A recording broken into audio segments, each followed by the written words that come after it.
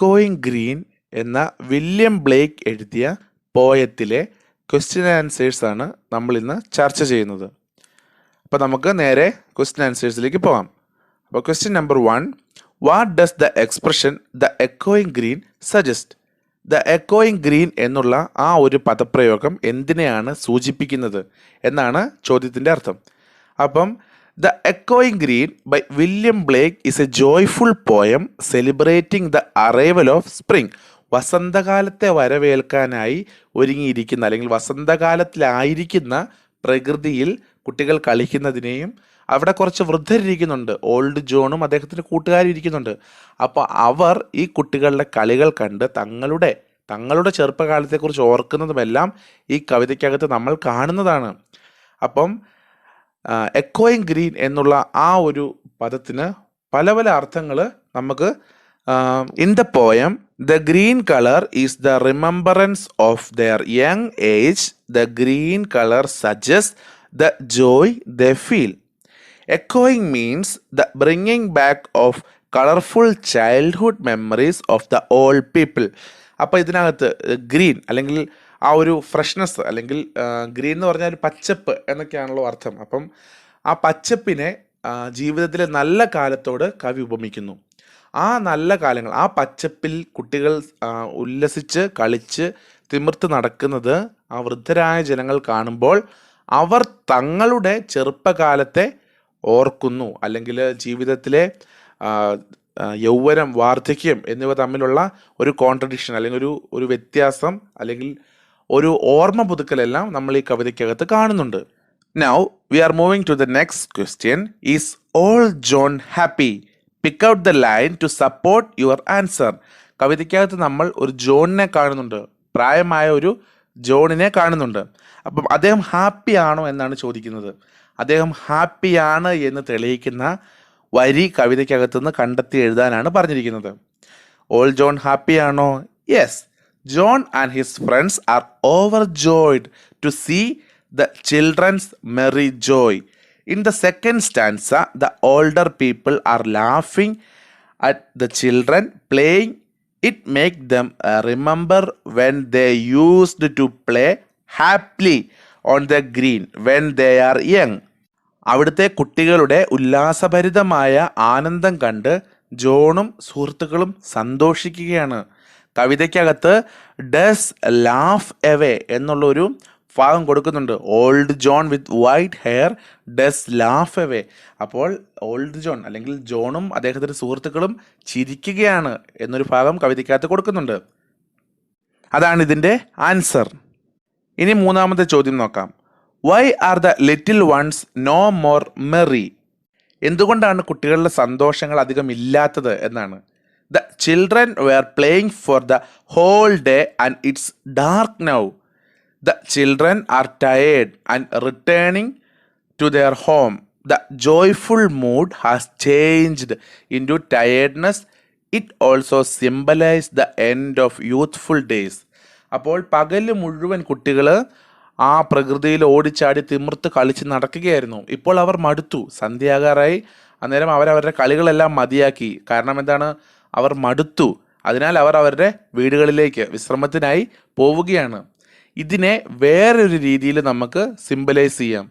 അപ്പോൾ no more Maria എന്ന് പറഞ്ഞാൽ ഇനി സന്തോഷങ്ങൾ അധികമില്ല എന്ന് ഉദ്ദേശിക്കുന്നത് ജീവിതത്തിലെ അവസാന കാലത്തെ ആയിരിക്കും, വാർദ്ധക്യ കാലത്തെ ആയിരിക്കും ഇവിടെ സൂചിപ്പിക്കുന്നത്. ഇനി അടുത്ത, what effect does the descending sun have on sports? Sports represent the activities of youth here. The descending sun here means the inevitable conclusion of everyone's life. For everyone, it's time to go back home and sleep. സന്ധ്യയ്ക്ക് ശേഷം കളികളില്ലാത്തതിനെ പറയുന്നതാണ്. ഒന്നുകിൽ കളിക്കാൻ പറ്റാത്ത സമയങ്ങൾ വരുന്നതിനെ ആകാൻ സൂചിപ്പിക്കുന്നത്. എല്ലാവരുടെയും ജീവിതത്തിൽ ചെയ്യുന്ന പ്രവർത്തികൾക്ക് ശേഷം ഒരു വിശ്രമം ആവശ്യമാണല്ലോ. ആ വിശ്രമത്തെ ആവാം അസ്തമിക്കുന്ന സൂര്യനുമായിട്ട് കവി താരതമ്യം ചെയ്യുന്നത്. ജീവിതത്തിലെ നല്ല കാലങ്ങൾ അല്ലെങ്കിൽ പ്രവൃത്തി ചെയ്യുന്ന പകൽക്കാലം കഴിഞ്ഞു, ഇനി വിശ്രമത്തിൻ്റെ അവസാന കാലങ്ങൾ അല്ലെങ്കിൽ വാർദ്ധക്യകാലങ്ങൾ വരികയാണ് എന്നുള്ളൊരു അർത്ഥമാകാം ഇവിടെ സൂചിപ്പിക്കുന്നത്. Now moving to the fifth question. Where do the sisters and the brothers take rest? എവിടെയാണ് സഹോദരി സഹോദരന്മാർ വിശ്രമത്തിനായി തിരഞ്ഞെടുക്കുന്നത് അല്ലെങ്കിൽ വിശ്രമത്തിനായി പോകുന്നത്? The sisters and the brothers take rest round the lap of their mother. They are tired after playing and preparing for a sleep. അപ്പോൾ പകല് മുഴുവൻ കളിച്ച് തിമിർത്തതിൻ്റെ ക്ഷീണം കാരണം അവർ സന്ധ്യയാകുമ്പോൾ അവരുടെ അമ്മമാരുടെ മടിയിലേക്ക്, റൗണ്ട് ഓഫ് ദ ലാപ്പ് എന്ന് പറഞ്ഞാൽ മടിത്തട്ടിലേക്ക് കുട്ടികൾ ചേക്കേറുകയാണ്. കാരണം എന്താണ്? അവർ പകല് മൊത്തം കളിച്ച് മടുത്തിരിക്കുന്നു. ഇനി മടിയിലേക്ക് ചേക്കേറി അവർ ഉറങ്ങാനായിട്ടുള്ള ശ്രമം നടത്തുകയാണ്. അതിനു വേണ്ടിയിട്ടാണ് അവർ റെസ്റ്റ് എടുക്കാൻ പോകുന്നത്. അമ്മമാരുടെ മടിയിൽ ഉറങ്ങാനായി അവർ ചെന്ന് ചേക്കേറുകയാണ് എന്നാണ് പറയുന്നത്. Now what does the speaker mean by the darkening green? Darkening green അല്ലെങ്കിൽ ഇരുള് മൂടുന്ന പച്ചപ്പിനെ കുറിച്ച് സ്പീക്കർ അല്ലെങ്കിൽ കവി പറയുന്നത് എന്താണെന്നാണ് ചോദിച്ചിരിക്കുന്നത്. The speaker means to say that spring will always come with lot of joys, but eventually it will end. The joy of the spring season will be over when summer and autumn comes.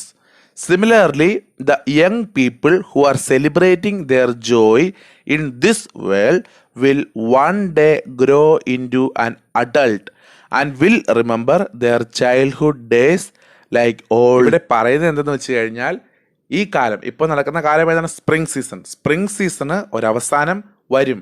എങ്ങനെ? കാരണം spring കഴിഞ്ഞിട്ട് പിന്നെ summer വരും, ഓട്ടം വരും. അപ്പോൾ കാലങ്ങളെല്ലാം ഇങ്ങനെ മാറി മാറി വന്നുകൊണ്ടിരിക്കുകയാണ്. എല്ലാത്തിനും ഒരു മാറ്റമുണ്ട്. ഒന്നും തുടർച്ചയായി നിലനിൽക്കുന്നില്ല എന്നാണ് പറയുന്നത്. എല്ലാം മാറിക്കൊണ്ടിരിക്കുകയാണ്. ഇപ്പോൾ ചെറുപ്പകാലത്തായിരിക്കുന്ന കുട്ടികൾ നാളെ വാർദ്ധക്യത്തിലേക്ക് അല്ലെങ്കിൽ വൃദ്ധരായി മാറാം. അപ്പോൾ ഒരാളും ആയിരിക്കുന്ന അവസ്ഥയിൽ തന്നെ തുടരുന്നില്ല. അത് പ്രകൃതിയുടെ ഒരു നിയമമാണ്. നമ്മളെല്ലാം ജനിക്കുകയും വളരുകയും മരിക്കുകയും ചെയ്യുന്നുണ്ട്. അപ്പോൾ ജീവിതത്തിലെ പല കാലഘട്ടങ്ങളെയാണ് ഇവിടെ സൂചിപ്പിക്കുന്നത്. ചെറുപ്പകാലത്ത് നമ്മൾ ആസ്വദിക്കുന്ന അല്ലെങ്കിൽ നമ്മൾ അനുഭവിക്കുന്ന എല്ലാ സന്തോഷങ്ങളും വാർദ്ധക്യകാലത്തിൽ അതെല്ലാം നമുക്ക് നഷ്ടപ്പെടാൻ സാധ്യതയുണ്ട് എന്നാണ് ഇവിടെ പറയുന്നത്. ജനിച്ചാൽ ഒരു ദിവസം മരിക്കണം. കുട്ടികളായിരിക്കുന്നവരെല്ലാം നാളെ അല്ലെങ്കിൽ കാലങ്ങൾ മുന്നോട്ട് പോയിക്കൊണ്ടിരിക്കുന്നതനുസരിച്ച് അവർ വാർദ്ധക്യത്തിലേക്ക് കടക്കുന്നു. അപ്പോൾ അവരുടെ ചൈൽഡ്ഹുഡ് അല്ലെങ്കിൽ അവർ ചെറുപ്പകാലത്തായിരിക്കുന്ന അവസ്ഥകളെല്ലാം അന്നേരം അവർ ഓർക്കുന്നു. എങ്ങനെ? കവിതയിലെ ഓൾഡ് ജോൺ അവൻ്റെ കൂട്ടുകാരും ഓൾഡ് ജോണും തൻ്റെ സുഹൃത്തുക്കളും ചേർന്ന് തങ്ങളുടെ ചെറുപ്പകാലം ആലോചിച്ച് സന്തോഷിച്ചതുപോലെ നാളെ നമ്മളും നമ്മളുടെ ചെറുപ്പകാലം ഓർത്ത് സന്തോഷിക്കേണ്ടിയിരിക്കുന്നു. അല്ലെങ്കിൽ നമ്മൾ നമ്മളുടെ ചെറുപ്പകാലത്തെക്കുറിച്ച് ഓർത്ത് നാളെ ആയിരിക്കാം. അതിനെയാണ് ഡാർക്കനിങ് ഗ്രീൻ എന്നുള്ള പദപ്രയോഗം കൊണ്ട് കവി സൂചിപ്പിക്കുന്നത്. ഇരുള് മൂടുന്ന പച്ചപ്പ്, അതായത് നല്ല കാലങ്ങൾക്ക് ശേഷം, നല്ല കാലങ്ങൾ കഴിഞ്ഞുള്ള സമയത്തെയാണ് ഇവിടെ സൂചിപ്പിക്കുന്നത്. Now we are moving to the activity number 1. Read the following lines from the poem The Echoing Green. The Echoing Green എന്ന നമ്മുടെ കവിതയിലെ വരികളാണ് ഇവിടെ തന്നിരിക്കുന്നത്. എല്ലാവരും അതൊന്ന് വായിച്ചു നോക്കിയേ. കവിതയിലെ ആദ്യത്തെ സ്റ്റാൻസയാണ് കൊടുത്തിരിക്കുന്നത്. The sun does arise and make happy the skies. The merry bells ring to welcome the spring. The skylark and thrush, the birds of the bush sing louder around to the bells' cheerful sound, while our sports shall be seen on the echoing green. അപ്പോൾ ആദ്യത്തെ stance, ആദ്യത്തെ 10 വരികളാണ് ഇവിടെ കൊടുത്തിരിക്കുന്നത്. ഇനി in line 6, the sound of the letter B is repeated. In the 9, the sound of the letter S is repeated. ഒന്ന് നോക്കിക്കേ, ഈ കവിതയിൽ 6ാമത്തെ വരി ഒന്ന് നോക്കിക്കേ. The birds of the bush. അതും പിന്നെ 9ാമത്തെ വരി നോക്കിക്കേ. While our sports shall be seen. ഈ 2 വരികൾക്ക് നിങ്ങൾ എന്തെങ്കിലും പ്രത്യേകത കാണുന്നുണ്ടോ? 6ാമത്തെ വരിയിലെ ബി, ബേർഡ്സ്, ബുഷ്, ആ 2 ബി പദങ്ങൾ അല്ലെങ്കിൽ ബി എന്ന വാക്കല്ല, ബ എന്നുള്ള ഒരു ഉച്ചാരണമാണ് നമ്മളവിടെ കാണുന്നത്. ആ ശബ്ദമാണ് വരുന്നത്. ആ ശബ്ദം അവിടെ ഇരട്ടിക്കുന്നുണ്ട് 2 തവണ. അതേപോലെ തന്നെ 9ാമത്തെ വരിയിലും സ്പോർട്സ് ഷാൾ ബി സീൻ. അപ്പം അവിടെ ഒരു സ്പ് അല്ലെങ്കിൽ എസിൻ്റെ ഒരു ഉച്ചാരണം അവിടെ ഇരട്ടിക്കുന്നുണ്ട്. അപ്പോൾ ഇത്തരത്തിൽ ഇരട്ടിക്കുന്നതിനെയാണ് അലിറ്ററേഷൻ എന്ന് പറയുന്നത്. ഒരു പാദത്തിലോ അല്ലെങ്കിൽ കവിതയുടെ ഒരു പാദത്തിലോ ഒന്നിലധികം പാദങ്ങളിലോ ഒന്നോ അതിലധികമോ വ്യഞ്ജനം ആവർത്തിക്കപ്പെടുന്നതാണ് അനുപ്രാസം. അലിറ്ററേഷൻ്റെ മലയാളമാണ് അനുപ്രാസം. അപ്പോൾ ഇംഗ്ലീഷിൽ വേർഡ്സിനെ രണ്ടായി തിരിക്കുന്നുണ്ട്. കൺസൊണൻറ്റും AEIOU ആണ് വോവൽസ്, നമുക്ക് എല്ലാവർക്കും അറിയാം. ബാക്കിയുള്ളവയെല്ലാം കൺസൊണൻസ് ആണ്. അപ്പോൾ കൺസൊണൻസിൻ്റെ മലയാളം വ്യഞ്ജന അക്ഷരങ്ങളാണ്. അപ്പോൾ കൺസൊണൻസിൻ്റെ ആവർത്തനം അല്ലെങ്കിൽ അതിൻ്റെ ഇരട്ടിപ്പ് അല്ലെങ്കിൽ ഒരു പാദത്തിൽ തന്നെ ഒരേ ഉച്ചാരണത്തിലുള്ള വാക്കുകൾ ഇരട്ടിക്കുന്നതിനാണ് അലിറ്ററേഷൻ എന്ന് പറയുന്നത്.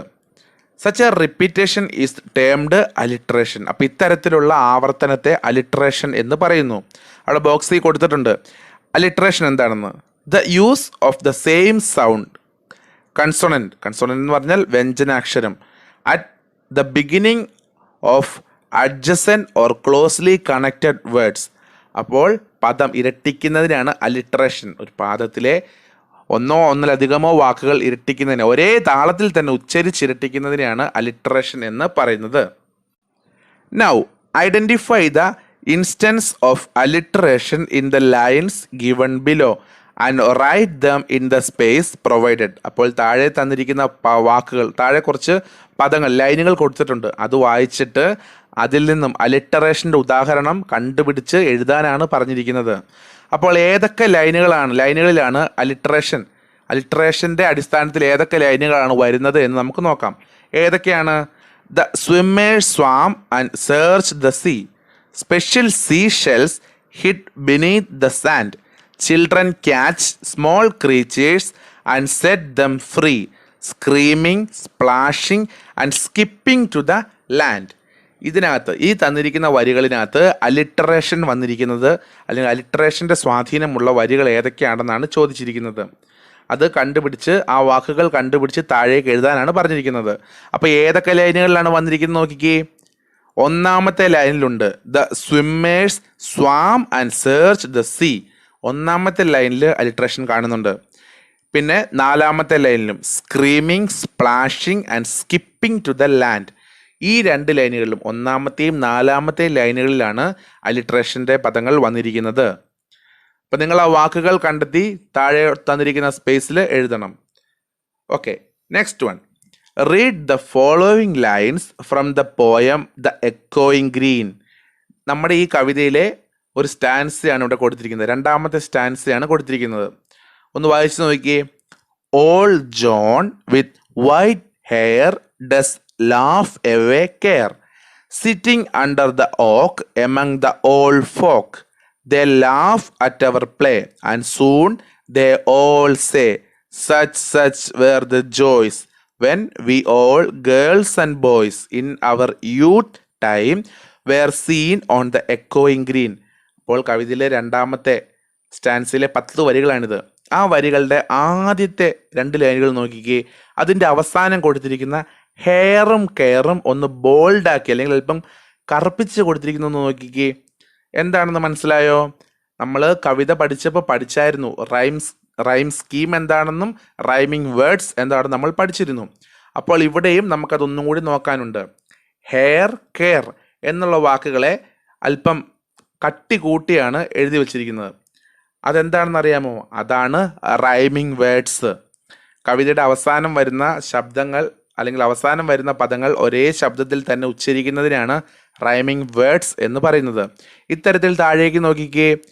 Hair, care, oak, folk, play, say, joys, boys, seen, green. അപ്പോൾ ഇതെല്ലാം റൈമിംഗ് വേർഡ്സ് ആണ്. ഈ റൈമിംഗ് വേർഡ്സിനെ പ്രത്യേകം കാറ്റഗറൈസ് ചെയ്ത് അതിനെ തരംതിരിക്കുന്നതിനെയാണ് റൈം സ്കീം എന്നുകൊണ്ട് പറയുന്നത്. അപ്പോൾ എന്താണ് റൈം സ്കീം എന്നും അതിനൊരു ഉദാഹരണവും നമ്മൾ കവിത പഠിച്ചപ്പോൾ നോക്കിയായിരുന്നു. അതിൻ്റെ ലിങ്ക് ഞാൻ ഡിസ്ക്രിപ്ഷൻ ബോക്സിൽ കൊടുക്കുന്നതാണ്. അത് കണ്ടിട്ടില്ലാത്തവർ ആ കവിത ഒന്ന് പോയി കാണണം. അതിനകത്ത് റൈമിംഗ് വേർഡ്സും റൈം സ്കീമും വിശദീകരിച്ച് കൊടുത്തിട്ടുണ്ട്. ഹെയർ, കെയർ, അതിന് ഒരേ തരത്തിലുള്ള ഒരു അല്ലെങ്കിൽ ഇറിൻ്റെ ഉച്ചാരണമാണ് വന്നിരിക്കുന്നത്. അപ്പോൾ നമുക്കതിനെ ഒരു കാറ്റഗറിയായി തിരിക്കാം. പിന്നെ ഉള്ളത് ഓക്ക്, ഫോക്ക്, അതിൻ്റെ അവസാനം അത് അവസാനിക്കുന്നതും ഒരേ ശബ്ദത്തിലാണ്. ക എന്നുള്ള അല്ലെങ്കിൽ കെയുടെ ഒരു ഉച്ചാരണത്തിലാണ് അത് അവസാനിക്കുന്നത്. ക എന്നുള്ള ശബ്ദത്തിലാണ് അവസാനിക്കുന്നത്. നിങ്ങൾ OAK FOLK അതിനകത്തെ OAയും FOയും നോക്കരുത്, അവസാനിക്കുന്ന വാക്കുകളെ നോക്കാവുള്ളൂ. ക ആ കെ, ഫോക്ക് ഓക്ക്, അപ്പോൾ അതും ഒരേ ഉച്ചാരണമാണ്. അപ്പോൾ അതിനെ നമ്മൾ ഒറ്റ വിഭാഗമാക്കുന്നു. പിന്നെ ഉള്ളത് പ്ലേ സേ, അതിന് രണ്ടിനും ഒരു വൈ ആ ഒരു ശബ്ദമാണ് ഉച്ചരിക്കുന്നത്. പിന്നെ ഉള്ളത് ജോയ്സ് ബോയ്സ്, അതിനും അതേപോലെ തന്നെയുള്ള ശബ്ദ ഉച്ചാരണമാണ് ഉള്ളത്, ഒരേപോലെ തന്നെയാണ്. പിന്നെ ഉള്ളത് നോക്കിക്കേ, സീന് ഗ്രീന്, അതിനും ഒരേ തരത്തിലാണ്. അപ്പോൾ ഇത്തരത്തിൽ വരുന്ന വാക്കുകളെല്ലാം നമ്മൾ കാറ്റഗറൈസ് ചെയ്യുന്നുണ്ട്. അപ്പോൾ ഈ ഹെയർ കെയർ പോലെയാണോ ഓക്ക് ഫോക്ക്? അല്ല, അതിൻ്റെ ശബ്ദത്തിന് വ്യത്യാസം വരുന്നുണ്ട്. അപ്പോൾ അതിനാൽ തന്നെ ഈ കൊടുത്തിരിക്കുന്ന 10 ലൈനുകളിലെ വാക്കുകളെല്ലാം തന്നെ നമുക്ക് കാറ്റഗറൈസ് ചെയ്യാൻ പറ്റും. ഹെയർ കെയർ ഒരു കാറ്റഗറി, ഓക്ക് ഫോക്ക് ഒരു കാറ്റഗറി, പ്ലേയർ സേയ് ഒരു കാറ്റഗറി, ജോയ്സ് ബോയ്സ് ഒരു കാറ്റഗറി, സീന് ഗ്രീന് ഒരു കാറ്റഗറി. അപ്പോൾ ഇനി നമുക്കിതിനെ നമുക്ക് നമ്പർ ഇട്ട് നോക്കാം. നമ്പർ കൊടുക്കുന്നത് സ്മോൾ ലെറ്റർ ഇംഗ്ലീഷ് ആൽഫബറ്റ് വെച്ചാണ്. ഹെയർ കെയർ ഒരേപോലെയാണ് വരുന്നത്. അപ്പോൾ അതിൻ്റെ ആ റൈം സ്കീമിനനുസരിച്ചുള്ള നമ്പർ A എന്ന് കൊടുക്കാം. ഹെയർ ഓക്ക് എന്നായിരുന്നു നമുക്ക് AB എന്ന് കൊടുക്കാമായിരുന്നു. കാരണം രണ്ടും രണ്ട് ഉച്ചാരണമായി പോകുമ്പോൾ 2 തരത്തിലുള്ള നമ്പർ വെച്ച് നമുക്കതിനെ സിംബലൈസ് ചെയ്യാം. പക്ഷെ ഇവിടെ അങ്ങനെയല്ല. ഹെയർ കെയർ അത് ഒരേ ഉച്ചാരണമാണ്. അപ്പോൾ നമുക്കതിന് ഒറ്റ ആൽഫബറ്റ് തന്നെ കൊടുത്താൽ മതി. ഹെയറിന് ഒരു ആൽഫബറ്റ് A, കെയറിനും അക്കം കൊടുക്കുന്നു A. അപ്പോൾ ഹെയർ കെയർ നമുക്ക് AA എന്ന് കൊടുക്കാം. പിന്നെ ഓക്ക് ഫോക്ക്, അത് ഹെയറും കെയറും പോലെയല്ല, വ്യത്യാസമുള്ളത് കൊണ്ട്. പക്ഷെ ഓക്കും ഫോക്കും ഒരേ രീതി തന്നെയാണ് ഉച്ചരിക്കുന്നത്. അപ്പോൾ അതിന് നമുക്ക് B എന്ന് പറയുന്ന ആൽഫബറ്റ് തന്നെ കൊടുക്കാം. B. ഇതേപോലെ തന്നെ പ്ലേയ്ക്കും സേയ്ക്കും, അതും മറ്റുള്ളവരിൽ നിന്ന് വ്യത്യസ്തമാണ്. അപ്പോൾ അതിന് പുതിയൊരു നമ്പർ കൊടുക്കുന്നു, അതാണ് C. അപ്പോൾ AA BB CC അവിടം വരെയായി. പിന്നെ ജോയ്സ് ബോയ്സ്, അതും മറ്റുള്ളവരിൽ നിന്ന് വ്യത്യസ്തമാണ്. അപ്പോൾ അതൊരു കാറ്റഗറി അല്ലേ, ആ കാറ്റഗറിക്ക് നമുക്ക് D എന്ന് കൊടുക്കാം. പിന്നെ വരുന്നത് സീന് ഗ്രീന്, അതും ഒരു കാറ്റഗറിയാണ്, അതും ഒരേപോലെ തന്നെ ഉച്ചരിക്കുന്നതാണ്. അപ്പോൾ അതിന് നമുക്ക് എന്ത് കൊടുക്കാം? E എന്ന് കൊടുക്കാം. അപ്പോൾ ഇതിനകത്തെ റൈം സ്കീം, ഈ ഒരു 10 വരിയിലെ റൈം സ്കീം എന്ന് പറയുന്നത് AA BB CC DD EE ഇങ്ങനെയാണ് റൈമിംഗ് വേർഡ്സിനെ കാറ്റഗറൈസ് ചെയ്യുന്നത്. എല്ലാവരും ശ്രദ്ധിച്ച് തന്നെ നോക്കണം, ശ്രദ്ധിച്ച് പഠിക്കേണ്ടതാണിത്. അപ്പോൾ ചിലപ്പോൾ പരീക്ഷയ്ക്ക് ഹെയർ കെയർ ഓക്ക് ഫോക്ക് ഇതിൻ്റെ റൈം സ്കീം എഴുതാൻ പറയും. അന്നേരം ഹെയറും കെയറും ഒരേ രീതിയിൽ ഉച്ചരിക്കുന്നതുകൊണ്ട് A എന്ന് കൊടുക്കുന്നു. ഓക്കും ഫോക്കും ഒരേ രീതിയിൽ ഉച്ചരിക്കുന്നു, എന്നാൽ ഹെയറിൽ നിന്നും കെയറിൽ നിന്നും ശബ്ദോച്ചാരണം വ്യത്യസ്തമാണ്. അപ്പോൾ അതിന് BB എന്ന് കൊടുക്കുന്നു. അപ്പോൾ അങ്ങനെ 4 എണ്ണം തന്നിരിക്കുകയാണെങ്കിൽ അതിൻ്റെ റൈം സ്കീം എങ്ങനെയായിരിക്കും? AA BB എന്നായിരിക്കും. The 2 words hair and care end with the same sound. They are rhyming words. ഒരേ ശബ്ദത്തിൽ അല്ലെങ്കിൽ ഒരേപോലെ ഉച്ചാരണത്തിലാണ് ഹെയറും കെയറും അവസാനിക്കുന്നത്. അങ്ങനെയുള്ളതിനെ നമ്മൾ എന്ത് വിളിക്കുന്നു? റൈമിംഗ് വേർഡ്സ് എന്ന് വിളിക്കുന്നു. Identify the other rhyming words and circle them. അപ്പോൾ ഈ തന്നിരിക്കുന്നതിനകത്തെല്ലാം നിങ്ങൾ സർക്കിൾ ചെയ്യണം. Hair care, oak folk, play say, joys boys, seen green. അപ്പോൾ ഇതിനെല്ലാം നിങ്ങൾ സർക്കിൾ ചെയ്യണം. എന്നിട്ട് അതിനെ റൈം സ്കീമിലേക്ക് മാറ്റുന്നത് എങ്ങനെയാണെന്നും കൂടെ നിങ്ങൾ പഠിക്കണം. Rhyme: the use of words in a poem or song that have the same sound, especially at the end of lines. നോക്കിക്കേ, റൈമിന് ഒരു വ്യാഖ്യാനം അല്ലെങ്കിൽ വിശദീകരണം കൊടുത്തിരിക്കുകയാണ്. Now, moving to the third activity. An old man with white hair sitting under the oak tree, young girls and boys at play, etc. are the visual images that come to our mind when we read the second stanza of the poem. അപ്പോൾ നമ്മുടെ ഈ കവിതയിലെ 2ാമത്തെ stance നമ്മൾ വായിക്കുമ്പോൾ അതിനകത്തു നിന്ന് തെളിഞ്ഞു വരുന്ന ചില ചിത്രങ്ങളുണ്ട്. വിഷ്വൽ ഇമേജസ് എന്ന് പറഞ്ഞാൽ നമുക്ക് കണ്ണുകൊണ്ട് കാണാൻ സാധിക്കുന്ന ഇമേജസ്. നമ്മളിപ്പോൾ ഒരു കവിത വായിക്കുമ്പോൾ അതിനകത്ത് ചില സാഹചര്യങ്ങൾ നമ്മൾക്ക് മനസ്സിൽ തോന്നിക്കും, നമ്മുടെ ഉള്ളിൽ അത് നമ്മൾ നേരിട്ട് കാണുന്ന പോലെ നമുക്ക് തോന്നിക്കും. അത്തരത്തിൽ പറയുന്നതിനെയാണ് വിഷ്വൽ ഇമേജസ് എന്ന് പറയുന്നത്. അതിന് സഹായിക്കുന്ന 5 ഇന്ദ്രിയങ്ങളാണ്. മനുഷ്യന്, ഹ്യൂമൻ ബീങ്സിന് 5 ഇന്ദ്രിയങ്ങളുണ്ട്. കാണാനും കേൾക്കാനും സ്പർശിക്കുവാനും മണക്കാനും രുചിക്കാനും എല്ലാം നമുക്ക് സാധിക്കും. അപ്പോൾ ഇത്തരത്തിൽ നമ്മളൊരു കവിത വായിക്കുന്ന അല്ലെങ്കിൽ നമ്മൾ എന്തെങ്കിലും സംഭവം വായിക്കുന്ന സമയത്ത് അതിൽ കൊടുത്തിരിക്കുന്ന കാര്യങ്ങൾ നമ്മുടെ തലച്ചോറിനുള്ളിൽ നമുക്കതൊരു ചിത്രമായിട്ട് അല്ലെങ്കിൽ നമ്മൾ അതിനെ കണ്ടുകൊണ്ടിരിക്കുന്ന ഒരു ഫീല് നമ്മൾക്ക് പ്രദാനം ചെയ്യും. അത്തരത്തിലുള്ളവയാണ് വിഷ്വൽ ഇമേജസ് എന്ന് പറയുന്നത്. അപ്പോൾ ഈ കവിതയിലും ഇത്തരത്തിൽ വിഷ്വൽ ഇമേജസ് ഉണ്ട്. അതാണ് ഇവിടെ കൊടുത്തിരിക്കുന്നത്. An old man with white hair sitting under the oak tree. ഒരു ഓക്ക് മരത്തിൻ്റെ താഴെ വൃദ്ധനായ ഒരു മനുഷ്യൻ, നരച്ച തലമുടിയോട് കൂടിയ വൃദ്ധനായ ഒരു മനുഷ്യൻ ഇരിക്കുന്നത് കാണുന്നുണ്ട്. അതിനെക്കുറിച്ച് കവിതയിൽ പറയുന്നുണ്ട്. അപ്പോൾ ആ ഒരു സംഭവം നമ്മളുടെ മനസ്സിൽ തോന്നിക്കും, നമ്മൾ അത് കാണുന്ന പോലെ നമുക്ക് തോന്നും. അതേപോലെ തന്നെ young girls and boys at play. ചെറുപ്പക്കാരായ കുട്ടികൾ, ചെറിയ കുട്ടികൾ ഓടിച്ചാടി കളിച്ച് നടക്കുന്നതും കവിതയിൽ പറയുന്നുണ്ട്. അതും വായിക്കുമ്പോൾ നമുക്ക് അവർ അങ്ങനെ ഓടിച്ചാടി കളിക്കുന്നത് മനസ്സിൽ കാണാൻ സാധിക്കുന്നുണ്ട്. അപ്പോൾ ഇത്തരത്തിലുള്ളവയാണ് ഇതിനകത്തെ വിഷ്വൽ ഇമേജസ്. ഇനി താഴെ കൊടുത്തിരിക്കുന്ന ലൈൻസിൽ നിന്നും വിഷ്വൽ ഇമേജസ് തിരഞ്ഞെടുക്കാനാണ് പറഞ്ഞിരിക്കുന്നത്. Now find out the visual images in the following lines, write them below. അപ്പോൾ താഴെ ഒരു പദ്യം, നമ്മുടെ കവിതയ്ക്കകത്തു നിന്നുള്ള കുറച്ച് ലൈൻസ് ഇവിടെ കൊടുത്തിട്ടുണ്ട്.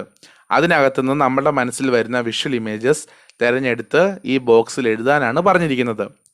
The sun does arise and make happy the skies, the merry bells ring to welcome the spring, the skylark and thrush, the birds of the bush sing louder around to the bell's cheerful sound, while our sports shall be seen on the echoing green.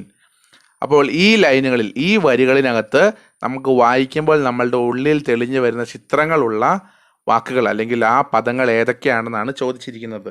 അത് തിരഞ്ഞെടുത്ത് എഴുതാനാണ് പറഞ്ഞിരിക്കുന്നത്. അപ്പോൾ നമ്മുടെ ഉള്ളിൽ തോന്നുന്ന അല്ലെങ്കിൽ നമുക്കുള്ളിൽ പ്രതിഫലിക്കുന്ന ചിത്രങ്ങൾ ഏതൊക്കെയാണെന്ന് നോക്കാം. The rising sun. Sun does arise എന്ന് പറഞ്ഞാൽ സൂര്യൻ ഉദിക്കുന്നു. അപ്പോൾ നമ്മളുടെ ഉള്ളിൽ സൂര്യൻ ഉദിച്ചു വരുന്നതിനെ നമ്മൾ കാണുന്നു. അപ്പോൾ അതാണ് ദ റൈസിങ് സൺ. അത് നമ്മൾ ഉള്ളിൽ കാണും. അത് നമ്മളിപ്പോൾ റൈസിങ് സൺ, സൂര്യൻ ഉദിക്കുന്നു എന്ന് പറയുമ്പോൾ നമ്മളുടെ ഉള്ളിൽ അങ്ങനെ ഒരു ചിത്രം വരും. സൂര്യൻ മലകൾക്കിടയിൽ നിന്നും അല്ലെങ്കിൽ കടലിൽ നിന്നും ഉദിച്ചു പൊങ്ങി വരുന്ന നമ്മളുടെ ഉള്ളിൽ തെളിയും. ആ ചിത്രം നമ്മുടെ ഉള്ളിൽ തെളിയും. അപ്പം ദ റൈസിങ് സൺ അതാണ് ഒന്നാമത്തേത്. പിന്നെ ദ സ്കൈലാർക്ക് ആൻഡ് ത്രഷ്. 2 പക്ഷികളാണ്, വാനമ്പാടിയും മറ്റൊന്ന് വാനമ്പാടിയെ പോലെ തന്നെ പാടാൻ കഴിവുള്ള തവിട്ട നിറത്തോടു കൂടിയ പക്ഷിയാണ് ത്രഷ്. അപ്പോൾ ആ 2 പക്ഷികളുടെ ചിത്രവും നമ്മുടെ മനസ്സിനുള്ളിൽ തെളിയും. പിന്നെ ഉള്ളത് ഗ്രീനറി, അവിടുത്തെ പച്ചപ്പ്. പിന്നെ സ്പോർട്സ്, അവിടുത്തെ വിനോദങ്ങൾ. ഇതെല്ലാം നമ്മൾ വായിക്കുമ്പോൾ നമ്മളുടെ ഉള്ളിൽ തെളിഞ്ഞു വരുന്ന ചിത്രങ്ങളാണ്. അപ്പോൾ ഇവയെല്ലാമാണ് ഇതിനകത്തെ വിഷ്വൽ ഇമേജസ്. അപ്പം ഇത്രയുമാണ് നമ്മുടെ ഈ പോയത്തിലെ ആക്ടിവിറ്റീസ്. ഇനി നമുക്കൊരു പ്രോസ് പഠിക്കാനുണ്ട്.